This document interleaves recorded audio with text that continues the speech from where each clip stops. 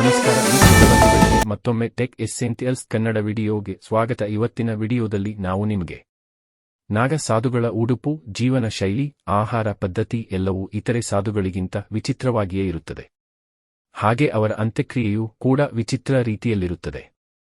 ನಾಗ ಸಾಧುಗಳ ಮರಣದ ನಂತರ ಅವರ ಅಂತ್ಯಕ್ರಿಯೆಯನ್ನು ಯಾವ ರೀತಿಯಾಗಿ ಮಾಡಲಾಗುತ್ತದೆ?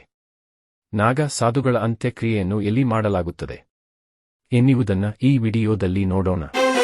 ಚಾನೆಲ್ನ ಸಬ್ಸ್ಕ್ರೈಬ್ ಮಾಡಿಲ್ಲ ಅಂದ್ರೆ ದಯವಿಟ್ಟು ಸಬ್ಸ್ಕ್ರೈಬ್ ಮಾಡಿ, ಲೈಕ್ ಮಾಡಿ, ಹಾಗೆ ಶೇರ್ ಮಾಡಿ. ಈಗಾಗಲೇ ಪ್ರಯಾಗ್ರಾಜ್ನಲ್ಲಿ ಮಹಾಕುಂಭ ಮೇಳ ನಡೆಯುತ್ತಿದೆ. ಈ ಮಹಾಕುಂಭ ಮೇಳದ ಸಮಯದಲ್ಲಿ ತ್ರಿವೇಣಿ ಸಂಗಮವಾದ ಪ್ರಯಾಗ್ರಾಜ್ನಲ್ಲಿ ಸ್ನಾನ ಮಾಡುವುದರಿಂದ ಪಾಪಗಳು ಪರಿಹಾರವಾಗುವುದು, ಪುಣ್ಯ ಲಭಿಸುವುದು ಎನ್ನುವ ನಂಬಿಕೆಯಿದೆ. ಹಾಗಾಗಿ ಇಲ್ಲಿ ಕುಂಭ ಮೇಳದ ಸಮಯದಲ್ಲಿ ಶಾಹಿ ಸ್ನಾನವನ್ನು ಏರ್ಪಡಿಸಲಾಗುತ್ತದೆ. ಈ ಸಮಯದಲ್ಲಿ ಹೆಚ್ಚು ಸಾಧುಗಳು, ಸಂತರು ಹಾಗೂ ನಾಗಸಾಧುಗಳು ಕೇಂದ್ರವಾಗಿರುತ್ತಾರೆ. ತುಂಬಾನೇ ವಿರಳವಾಗಿ ಕಾಣಸಿಗುವ ನಾಗ ಸಾಧುಗಳನ್ನು ನಾವು ಕುಂಭ ಮೇಳದ ಸಮಯದಲ್ಲಿ ಯಥೇಚ್ಛವಾಗಿ ನೋಡಬಹುದು. ನಾಗ ಸಾಧುಗಳನ್ನು ನೋಡಿದಾಗ ಒಂದು ರೀತಿಯಾದ ವಿಚಿತ್ರ ಅನುಭವವಾಗುವುದು ಮಾತ್ರವಲ್ಲ, ಅವರ ಜೀವನ ಶೈಲಿಯೂ ತುಂಬಾನೇ ನಿಗೂಢವಾಗಿರುತ್ತದೆ. ನಾಗ ಸಾಧುಗಳ ಜನನದಿಂದ ಹಿಡಿದು ಮರಣದವರೆಗೂ ಎಲ್ಲವೂ ನಿಗೂಢಗಳೇ. ಹೆಚ್ಚಿನವರಿಗೆ ನಾಗ ಸಾಧುಗಳ ಮರಣ ರಹಸ್ಯ ತಿಳಿದಿಲ್ಲ. ನಾಗ ಸಾಧುಗಳ ಅಂತ್ಯಕ್ರಿಯೆಯ ವಿಧಿ ವಿಧಾನಗಳೇನು ಎಂಬುದು ತಿಳಿದಿರುವುದಿಲ್ಲ. ನಾಗ ಸಾಧುಗಳ ಅಂತ್ಯಕ್ರಿಯೆ, ನಾಗ ಸಾಧುಗಳ ಮರಣದ ನಂತರ ಅವರ ಅಂತ್ಯಕ್ರಿಯೆ ಹೇಗಿರುತ್ತದೆ ಎಂಬುದರ ಬಗ್ಗೆ ಅನೇಕರಿಗೆ ಇಂದಿಗೂ ತಿಳಿದಿಲ್ಲ. ಇವರ ಅಂತ್ಯಕ್ರಿಯೆ ಹೀಗೆ ಇರುತ್ತದೆ ಎಂದು ಹೇಳುವುದು ಕೂಡ ಕಷ್ಟ. ಕೆಲವೊಂದು ಮಾಹಿತಿಯ ಪ್ರಕಾರ ನಾಗ ಸಾಧುಗಳು ಮರಣ ಹೊಂದಿದ ನಂತರ ಅವರ ದೇಹವನ್ನು ಬೆಂಕಿಯಲ್ಲಿ ದಹನ ಮಾಡಲಾಗುವುದಿಲ್ಲ. ನಾಗ ಸಾಧುಗಳು ಮರಣದ ನಂತರ ಅವರನ್ನು ಬೆಂಕಿಯಲ್ಲಿ ಸುಡುವುದು ಅಥವಾ ಅಗ್ನಿಸ್ಪರ್ಶದ ಮೂಲಕ ಅವರ ದೇಹವನ್ನು ನಾಶ ಮಾಡುವುದು ಪಾಪದ ಕೆಲಸವೆಂದು ಪರಿಗಣಿಸಲಾಗುತ್ತದೆ. ಒಬ್ಬ ನಾಗ ಸಾಧುವಿನ ಮರಣದ ನಂತರವೇ ಆತನ ಅಂತ್ಯಕ್ರಿಯೆಯನ್ನು ಹೇಗೆ ಮಾಡಬೇಕೆಂಬುದು ನಿರ್ಧರಿತವಾಗುತ್ತದೆ. ಏಕೆಂದರೆ ನಾಗ ಸಾಧುಗಳು ಈಗಾಗಲೇ ತಮ್ಮ ಜೀವನವನ್ನು ತಮಗೆ ತಾವೇ ಪಿಂಡದಾನ ಮಾಡಿಕೊಳ್ಳುವ ಮೂಲಕ ತೊರೆದಿರುತ್ತಾರೆ.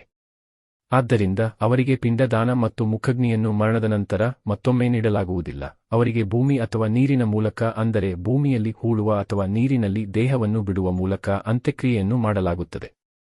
ನಾಗ ಸಾಧುಗಳಿಗೆ ಅಂತ್ಯಕ್ರಿಯೆ ಮಾಡುವ ಮುನ್ನ ಈ ರೀತಿ ಮಾಡಲಾಗುತ್ತದೆ. ನಾಗ ಸಾಧುಗಳಿಗೆ ಅಂತ್ಯಕ್ರಿಯೆಯನ್ನು ಮಾಡುವ ಮೊದಲು ಅಥವಾ ಅವರಿಗೆ ಸಮಾಧಿಯನ್ನು ನೀಡುವ ಮೊದಲು ಅವರಿಗೆ ದೈಹಿಕ ಶುದ್ಧತೆಯನ್ನು ಮಾಡಲಾಗುತ್ತದೆ.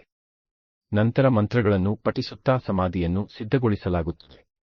ಯಾವುದೇ ಒಬ್ಬ ನಾಗ ಸಾಧು ಮರಣ ಹೊಂದಿದಾಗ ಅವನ ದೇಹದ ಮೇಲೆ ಬೂದಿಯನ್ನು ಹಚ್ಚಿ ಕೇಸರಿ ಬಣ್ಣದ ಬಟ್ಟೆಗಳನ್ನು ಧರಿಸಲಾಗುತ್ತದೆ. ಸಮಾಧಿ ಮಾಡಿದ ನಂತರ ಜನರು ಆ ಸ್ಥಳವನ್ನು ಕೊಳಕು ಮಾಡದಂತೆ ಆ ಸ್ಥಳದಲ್ಲಿ ಶಾಶ್ವತವಾದ ಗುರುತು ಹಾಕಲಾಗುತ್ತದೆ.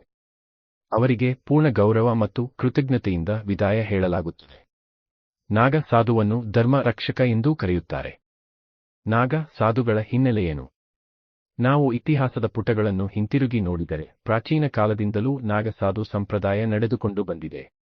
ಆದಿ ಗುರು ಶಂಕರಾಚಾರ್ಯರು ನಾಗ ಯೋಧರ ಸೈನ್ಯವನ್ನು ಸಿದ್ಧಪಡಿಸಿದ್ದರು. ವಾಸ್ತವವಾಗಿ ಆದಿ ಗುರು ಶಂಕರಾಚಾರ್ಯರು ಪವಿತ್ರ ಧಾರ್ಮಿಕ ಸ್ಥಳಗಳು ಮತ್ತು ಧಾರ್ಮಿಕ ಗ್ರಂಥಗಳನ್ನು ಬಾಹ್ಯ ದಾಳಿಗಳಿಂದ ರಕ್ಷಿಸುವ ಜವಾಬ್ದಾರಿಯನ್ನು ನಾಗ ಯೋಧರಿಗೆ ವಹಿಸಿದ್ದರು. ಆದಿ ಗುರು ಶಂಕರಾಚಾರ್ಯರು ಇಡೀ ಭಾರತಕ್ಕೆ ಈ ಸಂದೇಶವನ್ನು ನೀಡಲು ಬಯಸಿದ್ದರು.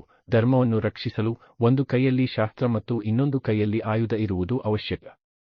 ಈ ಸಂದೇಶವನ್ನು ದೇಶದ ಮೂಲೆ ಮೂಲೆಗೂ ಹರಡಲು ನಾಗ ಸಾಧುಗಳನ್ನು ಕಳುಹಿಸಲಾಯಿತು. ನಾಗ ಸಾಧುಗಳ ಜೀವನ ಶೈಲಿ, ಅವರು ಪಾಲಿಸುವ ಸಂಪ್ರದಾಯ ಪದ್ಧತಿಗಳೇ ವಿಚಿತ್ರವೆನಿಸಿಕೊಳ್ಳುತ್ತದೆ. ಹಾಗೆ ಅವರ ಅಂತ್ಯಕ್ರಿಯೆಯ ವಿಧಿ ವಿಧಾನಗಳು ಕೂಡ ವಿಚಿತ್ರವಾಗಿಯೇ ಇರುತ್ತದೆ. ಹಿಂದೂ ಧರ್ಮದಲ್ಲಿ ಮರಣ ಹೊಂದಿದ ವ್ಯಕ್ತಿಯ ದೇಹವನ್ನು ಉಳುವುದಕ್ಕಿಂತ ಅಥವಾ ನೀರಿನಲ್ಲಿ ಹಾಕುವುದಕ್ಕಿಂತ ಸುಡುವುದೇ ಹೆಚ್ಚು. ಆದರೆ ನಾಗ ಸಾಧುಗಳ ವಿಚಾರದಲ್ಲಿ ಇದು ಸ್ವಲ್ಪ ಭಿನ್ನವಾಗಿಯೇ ಇದೆ ಎನ್ನಬಹುದು. ಈ ಮಾಹಿತಿ ನಿಮಗೆ ಇಷ್ಟ ಆದ್ರೆ ಲೈಕ್ ಮಾಡಿ, ಹಾಗೆ ಸಬ್ಸ್ಕ್ರೈಬ್ ಮಾಡೋದನ್ನ ಮರಿಬೇಡಿ.